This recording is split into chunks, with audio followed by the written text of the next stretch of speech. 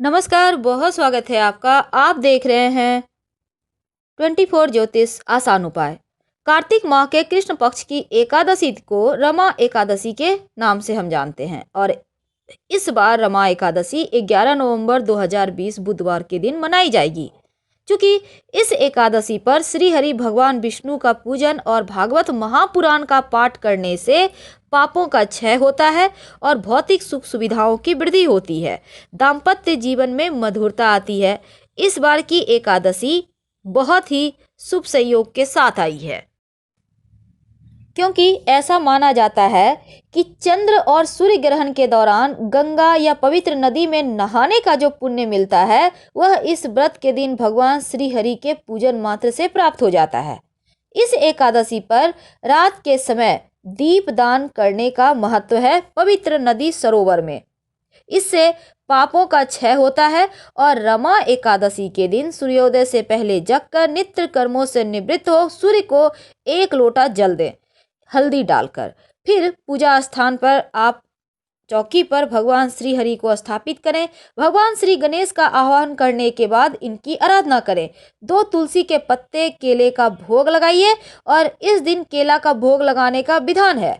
एकादशी की कथा सुने या पढ़ें और साथ ही आवश्यकता अनुसार आप इस दिन फलाहार कर सकते हैं। किसी ब्राह्मण को भी आप दान दक्षिणा या किसी गरीब को दे सकते हैं। इस एकादशी में एक कथा पढ़ने की विधान है। एक समय मुकुचुंद नाम का एक राजा था। वह भगवान विष्णु का परम भक्त था। एक समय राजा के घर में एक कन्या ने जन्म लिया। कन्या का नाम चंद्रभागा रखा गया। पुत्री के युवा होने पर राजा ने उसका विवाह चंद्रसेन के पुत्र शोभन के साथ कर दिया। जब चंद्रभागा अपने ससुराल पहुंची तब यहाँ पर चूंकि एक बार एकादशी का व्रत आया तो वह भी एकादशी के व्रत करने की कामना करती थी और उसका पति शोभन इस व्रत को करने में शारीरिक रूप से असमर्थ था, वह कमजोर था। इस कारण पत्नी को ये व्रत के बारे में कहा। इस पर चंद्रभागा बड़ी परेशान रहती थी कि उसकी व्रत करने की बड़ी इच्छा थी, लेकिन वह अपने पति को उस एक दिन भी किसी अन्य स्थान पर चले जाने को कहती ताकि वह सुखपूर्वक व्रत कर सके।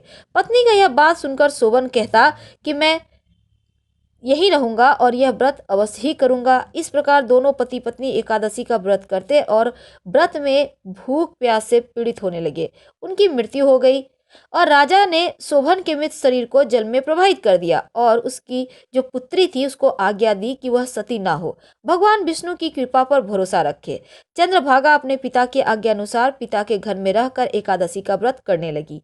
उधर रमा एकादशी के प्रभाव से शोभन को जल से निकाल लिया गया और भगवान विष्णु की कृपा से वह जीवित हो उठा।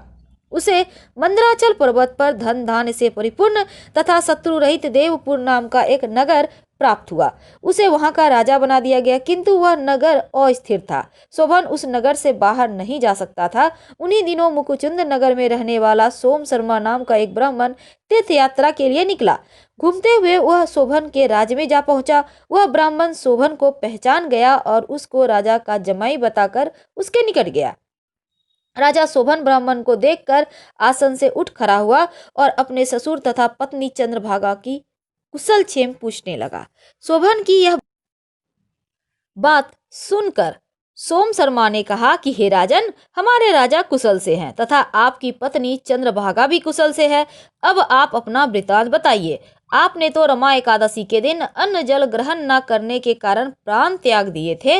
मुझे बड़ा विस्मय हो रहा है कि ऐसा विचित्र और सुंदर नगर, जिसको ना तो मैंने कभी सुना ना ही देखा है, आपको किस प्रकार प्राप्त हुआ।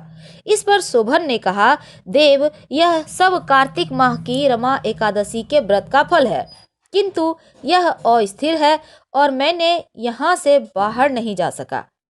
ब्राह्मण बोला, राजन, यह अस्थिर क्यों है और स्थिर किस प्रकार हो सकता है। तब शोभन ने कहा, ब्राह्मण देव, मैंने यह व्रत विवश होकर तथा श्रद्धा रहित किया था। उसके प्रभाव से मुझे यह अस्थिर नगर प्राप्त हुआ।